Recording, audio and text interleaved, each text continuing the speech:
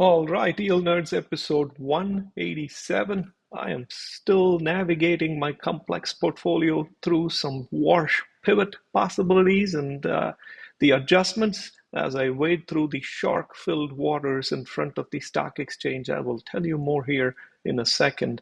While we're up to 497 subscribers, I get $600 million from subscribers once I reach 500. Kidding.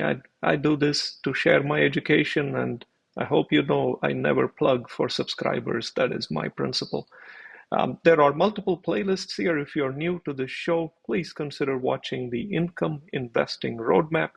And there are a few others depending on your interests. And most importantly, do not take what I say for granted. I hope you do your own homework. Well, four parts today. First, we'll study the market temperature. I will share how my portfolio is doing compared to the market and various indices. And I'll tell you my take on what the tariff reversal means and how it could possibly affect the fixed income market and the equities market. And I'm going to share with you yet another free utility. This time it is Yield Super Bowl, my favorite sport in the world, except I have automated it using AI, and I'm going to give away that script, and you will see how it works in a second. Well, my 1 year journey has taken my portfolio from 2.25% to almost 12%. And I'm excited about it. I've learned a lot along the way, and this is on equities. On fixed income, I've gone in the opposite. I went from 98 to around 88 or something like that. But here is where I am mostly proud of. I was not an equity investor a year ago, and the last year, my portfolio has delivered 33.6%. Not bad at all for a rookie, eh? Let me go to the next part. This is on fixed income, 90% of my portfolio. And what you will see is that Bloomberg US Credit, which is the commercial paper as they call it, the commercial credit, and that has suddenly skyrocketed in performance. What that means is in the last 3 weeks, everybody thinks it is very safe to invest in investment grade corporations. I want you to remember this, then I'll tell you and we'll come back to it later. But somehow in the last 3 weeks, the world thinks American corporations are easily going to be able to pay their debt off. And this is right around the time of the incoming chair Warsh's announcement. So I'll tell you how I'm reading it, and I may be wrong, so I would like your input. Well, what does the tariff reversal mean? Now, you could argue tariffs put money into a bank account, and I don't want to do politics, not my style. Whether or not you agree, disagree, who cares? There is money that comes into a bucket from an investor's perspective. That money offsets the deficit, and now that money may not be there. And what I'm about to tell you is not politics. First of all, I'm not a wealth management advisor and I'm not a tax advisor, so I'm just sharing my education. So taking all the politics out of it, there was money that was going to offset the deficit within reason. Now you can argue, well, there are downstream effects, but only from the accounting perspective. On the top line, there was money that was going to offset the deficit, and that money is going to go away. Now there is a new substitute where we believe that there is really not going to be any underlying issue on incoming tariff revenue. Who knows? But at the end of the day, Chairman Warsh now has to take that into account as well, which means the American debt issuance may have to go up. So instead of issuing X amount of debt, now add 200 billion a year every year for the next 10 years. And that is a possibility. And Chairman Warsh has to think about, what do I do now? And how would I structure my first 180 days? And so I used my trusted advisor, Gemini, to say, hey, you are the incoming chair, Warsh. Tell me what you're going to do step by step in the first 180 days. And, our wonderful friend Gemini said, the first thing I'm going to do is stop buying T-bills. Now, what does that do? Today, short-term rates are artificially down because the government is buying its own T-bills. And incoming chair Warsh has talked about, I'm going to normalize it. And all of these are code words for how he's not going to have the Fed buy the T-bill. If the Fed stops buying the T-bill, it means the discount will go higher. If the discount goes higher, short-term rates will go higher. That is literally what it means. Now, it doesn't require a vote. So this is the quickest lever to pull, and Chairman Warsh has talked about wanting to do this.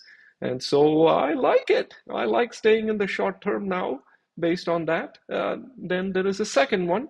Then Chairman Warsh says, okay, let me see what I can do even across the duration. I'm going to get rid of some of the longer duration debt. And now that the shorter duration is trading at a lower rate, I'm going to reverse twist, meaning instead of the yield curve having more of the assets on the longer end, it will have more of it in the shorter end. And he does need to work with the Treasury on that, and he has signaled openness to that. What does that mean? In the long end, people may get a little jittery. And that means long-term yields may go up, the classic bear steepening. And that is what that could do. Then we get into the, day 180 in that area. Then he has to say, you know what, I got to make sure that if I'm pumping more money into the system, banks can lend easier. And so there may be a unilateral push towards decreasing reserve requirements in banks. And Chairman Warsh has made comments about that as well. If he does that, then small regional banks will have a bonanza. As you know from the previous episode, I handpicked a dozen of them, and I'm sitting on them. And so that is the third one. The last one is a complete wild card, and people have made references to this, where the government goes out and buys they sell their own assets. So this is on the balance sheet of the government. They own mortgage-backed securities, and they just say, we're just going to sell it. And if they do that, it will create a lot of turmoil, but that would be the last option. So these are the four options, and I started thinking about what does that mean to me. The very first thing, the administrative pivot, which is the easy thing to do without any votes, will bump up T-bill rates. So I'm sitting on 30, 35% on T-bills. I'm just going to hang tight. I'm not going to decrease that too much. Longer duration will have some jitters. And so I'm not going to go crazy buying a lot in the longer duration. When I say longer duration, 20 years, 30 years, stuff like that. Munis in any of these scenarios will be resilient, unless, of course, the long duration rates go up to 5% or 6% or something crazy. Maybe it'll happen, maybe it won't, but munis should be okay. So I'm not selling any of my munis, short, medium, and long term. Corporates will get crushed. And this is where I disagree with the Bloomberg US Credit Index and the people buying Bloomberg US Credit underlying securities, where they are pushing the price of corporate bonds up. Thank you for doing that. I will be selling. I'll tell you more about it. And the other part that happens, especially in the MBS sale, which is the fourth option, the wild card option, is agency bonds get rattled. And I don't want to know whether it's going to happen or not. There will be plenty of advance warning, I would think.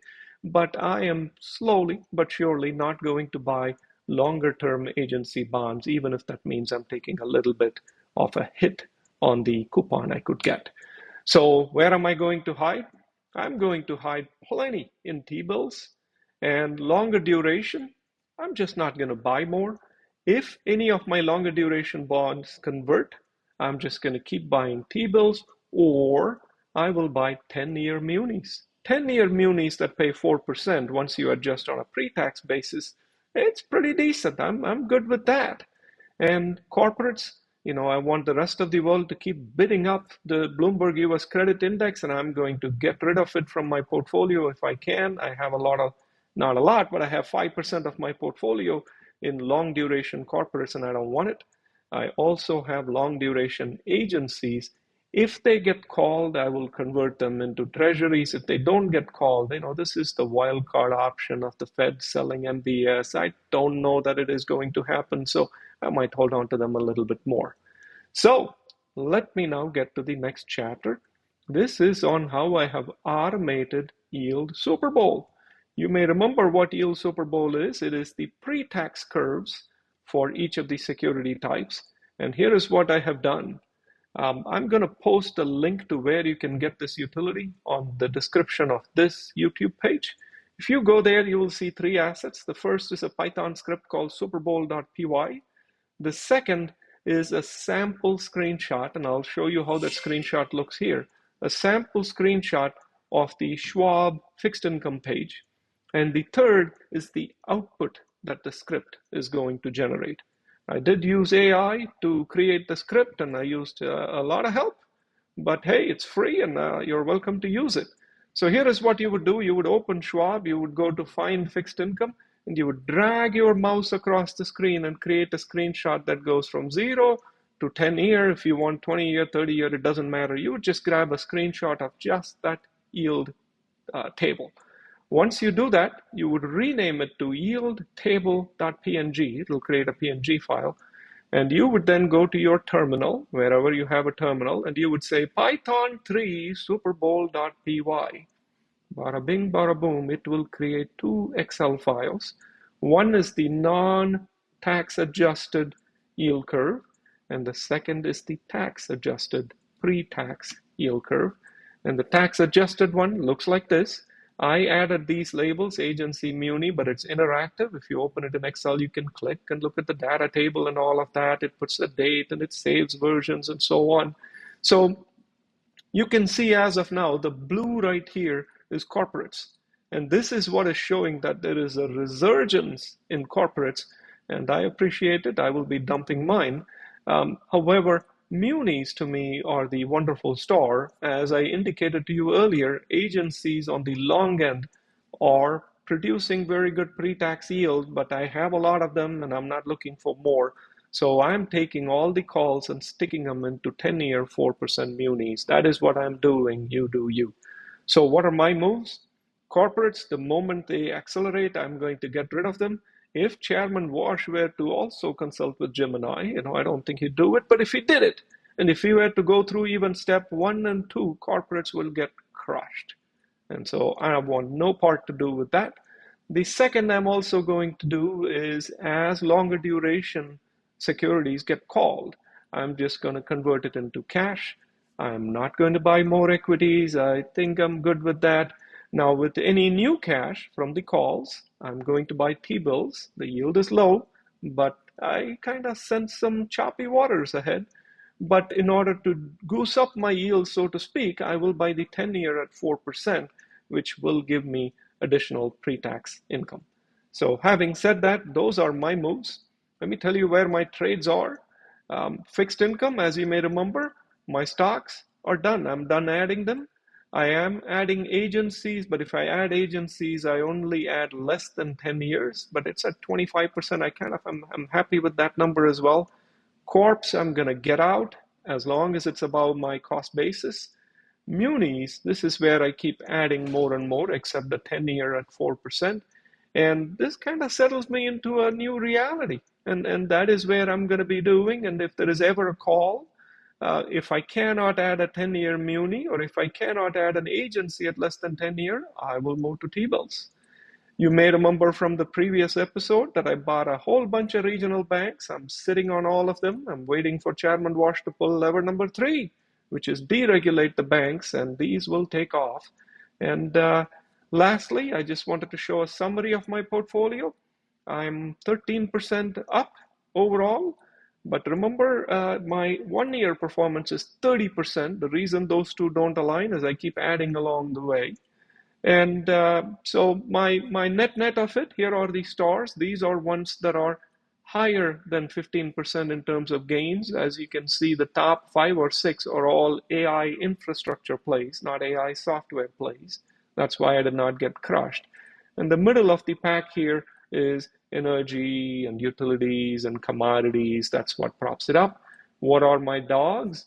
My dogs are indeed some semiconductor stuff, and there is a pharma one, Liquidia, which recently crashed. But in general, I'm still up 13% for just this portfolio. I'm up 38% last year. I'm happy with what I have. That is the most important part in life. I hope you are happy with what you have, and I hope we both can learn a thing or two. Thank you so much, and have a nice weekend.